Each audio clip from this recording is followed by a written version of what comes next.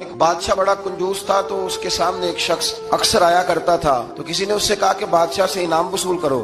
اس نے کہا یہ بڑا کنجوس ہے، پر چلو اللہ نے مجھے بھی بڑا ذہن دیا، انعام لے ہی لیتے ہیں۔ تو کہنے لگا بادشاہ کا بھی انعام ہی دے دیا کر۔ بادشاہ کہنے لگا پہلے میرے سوال کا جواب دے، پھر انعام دوں گا۔ تو بادشاہ کہنے لگا یہ میرے ہاتھ کی ہتھیلیاں، ان میں بال کیوں نہیں؟ پشت پہ ہے تو ہتھیلی پہ کیوں نہیں؟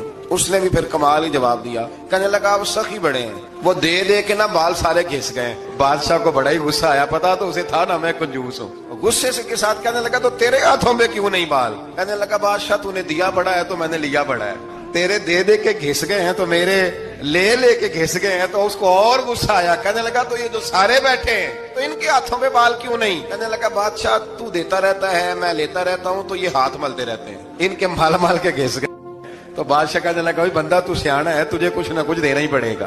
تو کچھ لوگوں کے نا مال مال کے ہی اللہ دیتا ہے، نوازتا ہے، پر ان کے حسد کر کر کے یہ ہاتھ گھس جاتے ہیں۔